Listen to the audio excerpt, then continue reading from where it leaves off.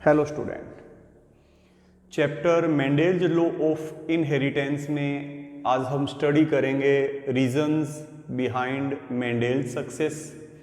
Mendel की success के क्या रीजन थे, बैक क्रॉस जिसके two types, out cross and test cross, and terminology related to genetics. Reasons behind Mendel success. Mendel की success के क्या रीजन थे। मेंडेल से पहले भी साइंटिस्ट ने इस तरीके के हाइब्रिडाइजेशन एक्सपेरिमेंट्स प्लांट्स पे परफॉर्म किए थे, लेकिन वो सक्सेस नहीं रहे। कुछ साइंटिस्ट तो ऐसे भी थे कि उन्होंने पी प्लांट पर ही अपने हाइब्रिडाइजेशन एक्सपेरिमेंट किए, लेकिन वो सक्सेसफुल नहीं रहे। तो मेंडेल की सक्सेस के क्या रीजन थे। First, Mendel included only 7 contrasting characters in his experiment and studied one at a time.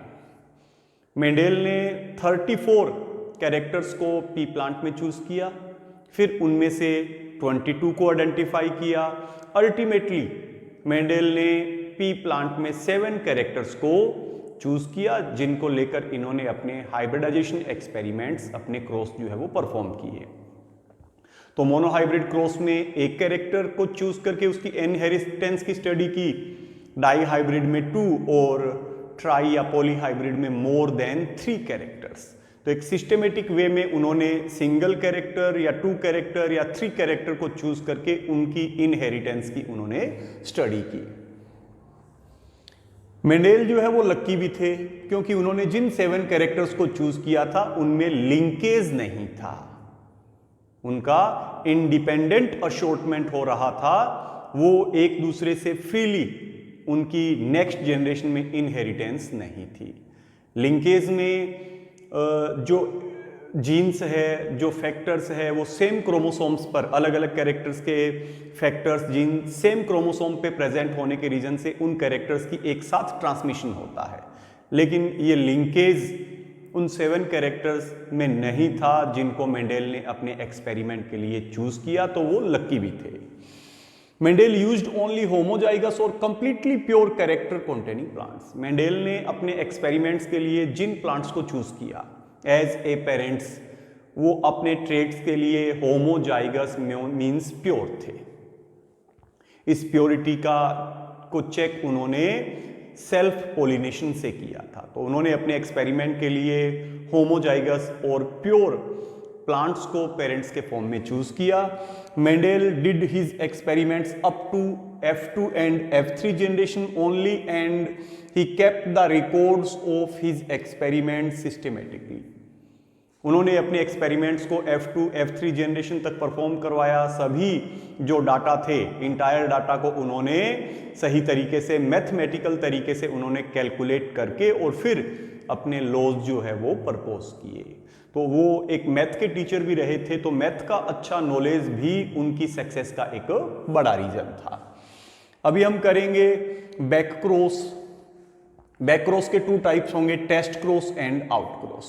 Back cross में क्या होगा कि जब हम मोनोहाइब्रिड क्रॉस को फॉर एग्जांपल परफॉर्म करवाते हैं, एक टाल और एक ड्वार्फ, प्योर टाल और प्योर ड्वार्फ प्लांट के बीच जब हम क्रॉस करवाते हैं, तो F1 जनरेशन के जो हाइब्रिड प्लांट जो हमें ऑब्टेन होते हैं, उस F1 जनरेशन के प्लांट्स का अपने किसी भी पेरेंटल प्लांट के साथ में जो क्रॉस है उसे हम बैक क्रॉस कहते हैं। F1 जनरेशन का जो हाइब्रिड प्लांट है, उनका अपने टाल या अपने ड्वार्फ, जो होमोजाइगस जो उनके पेरेंटल प्लांट्स है, उनमें से किसी के साथ में भी जो क्रॉस है उसे हम बैक क्रॉस कहेंगे। अब इस बैक क्रॉस के 2 टाइप्स होंगे, out cross and most important test cross. अगर हम इस F1 जनरेशन के प्लांट का, हाइब्रिड प्लांट का, अगर अपने डोमिनेंट कैरेक्टर, डोमिनेंट ट्रेट वाले प्लांट के साथ में, पेरेंटल प्लांट के साथ में, फॉर एग्जांपल टाल प्लांट के साथ में क्रॉस करवाएंगे, तो वो आउट क्रॉस होगा। इसका कोई रिजल्ट नहीं मिलेगा। सभी के सभी प्लांट जो है वो डोमिनेंट ट्रेट वाले यानी टाल प्लांट होंगे। लेकिन इसी F1 जनरेशन के प्लांट्स का अगर अपने रिसेसिव पेरेंट प्लांट के साथ में क्रॉस करवाएं, फॉर एग्जांपल मोनोहाइब्रिड क्रॉस में अगर हम इस हाइब्रिड टाल प्लांट का क्रॉस अपने प्योर या होमोजाइगस ड्वार्फ प्लांट के साथ में करवाएं तो इस बैक क्रॉस को हम टेस्ट क्रॉस कहते हैं। इस टेस्ट क्रॉस में जो F1 जनरेशन के जो प्लांट्स है उनका जीनोटाइप हमें इस टेस्ट क्रॉस से पता चल जाता है। तो बैक क्रॉस F1 जनरेशन का अपने किसी भी प्लांट के साथ करवाया गया क्रॉस। अब इस बैक क्रॉस में अगर F1 का अपने डोमिनेंट से करवाएंगे तो आउट क्रॉस है, और अगर इस F1 प्लांट्स का, हाइब्रिड प्लांट्स का अगर अपने रिसेसिव प्लांट के साथ में अगर हम क्रॉस करवाएंगे तो उसे हम टेस्ट क्रॉस कहते हैं। अभी जेनेटिक्स से रिलेटेड टर्म्स कौन कौन से हैं? First, factors. These are responsible for the transmission of a particular trait or character from one generation to other. एक ऐसी यूनिट जो पेरेंटल प्लांट से, पेरेंट से न्यू जनरेशन के प्लांट्स में कैरेक्टर्स का ट्रांसमिशन करता है, उस यूनिट को फैक्टर कहते हैं। इस फैक्टर को अभी हम जीन कहते हैं। तो मेंडल ने इस फैक्टर को, इस जीन को फैक्टर वर्ड इसके लिए यूज किया था। तो एक ऐसी यूनिट जो कैरेक्टर को एक जनरेशन से नेक्स्ट जनरेशन में ट्रांसमिट करती है उसे फैक्टर या जीन कहते हैं। तो gene is a particular segment of DNA. ये फैक्टर को ही अभी हम जीन कहते हैं। जीन क्या है? डीएनए का या क्रोमोसोम्स का एक पर्टिकुलर सेगमेंट है जो एक पर्टिकुलर ट्रेट्स के ट्रांसमिशन के लिए, इनहेरिटेंस के लिए रेस्पॉन्सिबल है। एलील्स और एलिलोमॉर्फ्स, एक हमने मेंडल ने जो अपने एक्सपेरिमेंट किए थे, 7 जो कैरेक्टर्स को चूज किए थे, उन सभी 7 कैरेक्टर्स के दो ट्रेट्स थे। एक डोमिनेंट ट्रेट था और एक रिसेसिव ट्रेट था। तो किसी भी कैरेक्टर के ट्रेट्स को कंट्रोल करने वाले ये जो जीन या जो फैक्टर के जो 2 फॉर्म्स है, जो कॉन्ट्रास्टिंग फॉर्म्स है, उन्हें हम एलील्स और एलिलोमॉर्फ कहते हैं। For example, pea plant there may be 2 alternative form of a gene that determines the shape of seed. किसी भी जीन के, किसी भी फैक्टर के जो 2 अल्टरनेटिव फॉर्म्स है, जो दोनों मिलकर किसी भी ट्रेट को कंट्रोल करते हैं, उसे हम एलील या एलिलोमॉर्फ कहते हैं। फॉर एग्जाम्पल, अगर हम पी प्लांट के अंदर सीड की शेप को कंट्रोल करने वाले जीन के अगर अल्टरनेटिव फॉर्म देखें तो इस सीड शेप जो कैरेक्टर है उसके 2 कॉन्ट्रास्टिंग फॉर्म, उसके ट्रेट्स कौन से हैं? Round and wrinkled. तो राउंड जो ट्रेट है वो रिंकल्ड पे डोमिनेंट है, तो राउंड से हम इसे कैपिटल आर, और रिंकल्ड जो रिसेसिव है इसके लिए जो हम जीन का जो अल्टरनेटिव फॉर्म, जो एलील जो डिनोट करेंगे उसे स्मॉल आर से करेंगे। तो यहां पर सीड ऑफ शेप एक कैरेक्टर है, उसके 2 कॉन्ट्रास्टिंग फॉर्म्स ट्रेट्स है, राउंड एंड रिंकल्ड।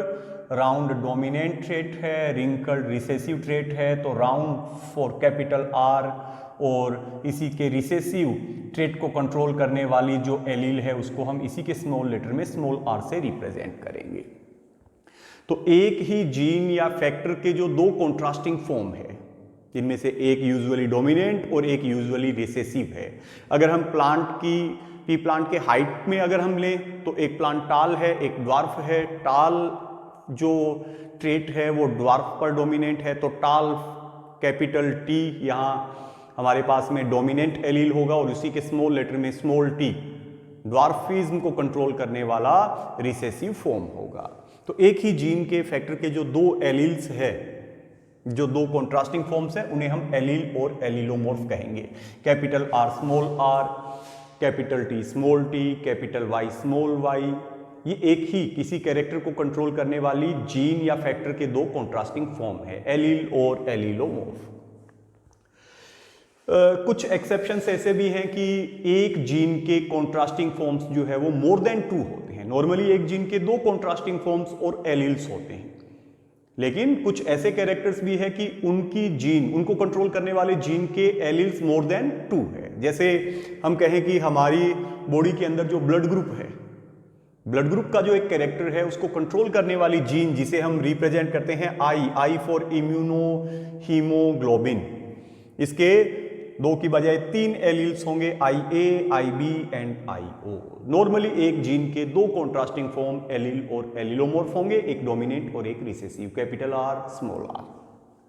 ट्रेट हम कहेंगे, एक्चुअल में हम कह सकते हैं कि किसी भी इंडिविजुअल के किसी भी कैरेक्टर के जो 2 कॉन्ट्रास्टिंग फॉर्म है उन्हें हम ट्रेट्स कहते हैं। प्लांट की पी प्लांट में प्लांट की स्टेम जो है उसकी हाइट में एक हाइट ज़्यादा है, टाल प्लांट है, एक ड्वार्फ प्लांट है। तो हाइट ऑफ प्लांट में टाल और ड्वार्फ दो कॉन्ट्रास्टिंग फॉर्म ट्रेट्स है। सीड शेप की अगर हम बात करें तो राउंड और रिंकल्ड, सीड शेप एक कैरेक्टर है, राउंड और रिंकल्ड इसके दो कॉन्ट्रास्टिंग फॉर्म या ट्रेट्स है।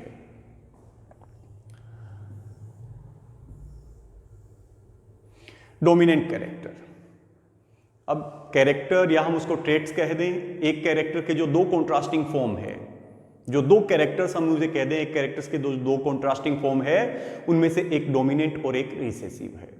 जब हम एक्सपेरिमेंट को स्टार्ट करते हैं तो हम प्योर या होमोजाइगस प्लांट्स को लेकर स्टार्ट करते हैं। तो ये प्लांट जो है इन दोनों पेरेंटल प्लांट्स में से केवल एक प्लांट का, एक पेरेंट का कैरेक्टर ही F1 जनरेशन में, फर्स्ट फेलियल जनरेशन में शो होता है। तो होमोजाइगस या प्योर प्लांट्स के बीच ब्रीडिंग या क्रॉस से F1 जनरेशन में जिस पेरेंट का कैरेक्टर शो होता है उसे हम डोमिनेंट कैरेक्टर कहते हैं। जैसे टाल और ड्वार्फ प्लांट के बीच क्रॉस करवाएं तो F1 जनरेशन के सभी प्लांट टाल होंगे। तो टाल जो है वो कैसा डोमिनेंट कैरेक्टर है। और F1 जनरेशन में जिस पेरेंट का कैरेक्टर F1 जनरेशन में शो नहीं होता उसे हम रिसेसिव कैरेक्टर कहते हैं। टाल और ड्वार्फ प्लांट के बीच क्रॉस करवाएं तो F1 जनरेशन का कोई भी प्लांट ड्वार्फ नहीं होगा, यानी ये जो ड्वार्फिज्म का जो कैरेक्टर है वो रिसेसिव कैरेक्टर, और कैरेक्टर का हम कह सकते हैं रिसेसिव फॉर्म है। जीनोटाइप, द जेनेटिक सीक्वेंस और series of an individual which is received from their parents through inheritance is called. हम कह सकते हैं कि किसी भी कैरेक्टर के लिए, क्योंकि कैरेक्टर को कौन कंट्रोल करेगा, जीन और जीन के दो कॉन्ट्रास्टिंग फॉर्म यानी एलील्स। तो किसी भी कैरेक्टर के लिए उसका जो जेनेटिक कंस्टिट्यूएशन है, किसी भी कैरेक्टर या ट्रेट के लिए उसमें जो एलील्स जो प्रेजेंट है वो उसका जीनोटाइप है। ये जीनोटाइप में ये जो एलील्स है इन्हें कोई भी प्लांट, कोई भी इंडिविजुअल अपने पेरेंट से रिसीव करता है। For example pure round seed वाला जो प्लांट है उसमें जो जीनोटाइप है वो कैपिटल आर है। प्योर जो टाल प्लांट है उसका जो जीनोटाइप, टालनेस के लिए जो जीनोटाइप है वो कैपिटल टी है। जो होमोजाइगस या प्योर जो ड्वार्फ प्लांट है उसमें उसके लिए कैरेक्टर के लिए, ट्रेट के लिए जो जीनोटाइप है वो स्मॉल टी है। तो किसी भी कैरेक्टर के लिए या उसके कॉन्ट्रास्टिंग फॉर्म ट्रेट के लिए जो उसका जेनेटिक कंस्टिट्यूएशन है, जो उसमें एलील्स का जो पेयर है उसे हम जीनोटाइप कहेंगे। Phenotype, morphological characters of an individual is called phenotype. किसी भी इंडिविजुअल, किसी भी प्लांट का जो मोर्फोलॉजिकल कैरेक्टर जिसको हम इजीली ऑब्जर्व कर सकें, देखकर जिसको हम पहचान सकें, वो उसका फिनोटाइप है। जैसे हम कहें कि सीड शेप में राउंड शेप के भी है और रिंकल्ड शेप भी है। तो सीड शेप में राउंड, रिंकल्ड, ये क्या है, ये मोर्फोलॉजिकल कैरेक्टर है, ये फिनोटाइप है। होमोजाइगस को हम प्योर भी कहते हैं। जब किसी भी कैरेक्टर को कंट्रोल करने वाले जीन के एलील्स जब सेम हो, capital T, small T, capital R, small R, तो वो होमोजाइगस यानी प्योर है। कोई भी इंडिविजुअल किसी भी कैरेक्टर, स्पेसिफिक कैरेक्टर के लिए होमोजाइगस हो सकता है। तो कंप्लीट हम उस इंडिविजुअल को, प्लांट को होमो या हेट्रोजाइगस नहीं कहेंगे, वो किसी एक स्पेशल फीचर, कैरेक्टर या ट्रेट्स के लिए होमोजाइगस प्योर हो सकता है। प्योर या होमोजाइगस टाल plant capital T, homozygous dwarf plant small T, homozygous या प्योर राउंड शीड वाले प्लांट्स कैपिटल आर। हेट्रोजाइगस में किसी भी कैरेक्टर या ट्रेट को कंट्रोल करने वाले जीन के जो एलील्स है वो सिमिलर नहीं होंगे, एक डोमिनेंट होगा, एक रिसेसिव होगा। फॉर एग्जाम्पल F1 जनरेशन के अगर हम टाल प्लांट को लें तो उनमें उस कैरेक्टर को कंट्रोल करने वाली जो एलील जीन है उसके दोनों एलील सेम नहीं है, एक कैपिटल टी है और एक स्मॉल टी है। तो इस कंडीशन में ये हेट्रोजाइगस है, इन्हें हम हाइब्रिड भी कहते हैं। तो F1 जनरेशन ऑलवेज जो है वो हाइब्रिड और हेट्रोजाइगस होती है। तो हेट्रोजाइगस में किसी भी कैरेक्टर और ट्रेट को कंट्रोल करने वाले जीन के जो एलील्स होंगे वो सिमिलर नहीं होंगे, एक डोमिनेंट और एक recessive, capital T small T, capital R small R, heterozygous है। पेरेंट जनरेशन अपने क्रॉस के लिए, हाइब्रिडाइजेशन के लिए जिन होमोजाइगस प्लांट्स को या इंडिविजुअल्स को लेकर एक्सपेरिमेंट को हम स्टार्ट करते हैं, जिन होमोजाइगस या प्योर इंडिविजुअल्स को चूज करके जिनके बीच हम आर्टिफिशियल क्रॉस पोलिनेशन करवाकर F1 जनरेशन ऑब्टेन करते हैं, उन्हें हम पेरेंटल जनरेशन और पेरेंट जनरेशन कहते हैं। इन्हें हम P से रिप्रेजेंट करते हैं। इन पेरेंट जनरेशन जो होमोजाइगस होते हैं, प्योर टाल प्लांट, प्योर ड्वार्फ प्लांट, इनके बीच आर्टिफिशियली क्रॉस पोलिनेशन से जो हमें जनरेशन मिलती है उसे F1 generation, first filial generation कहते हैं।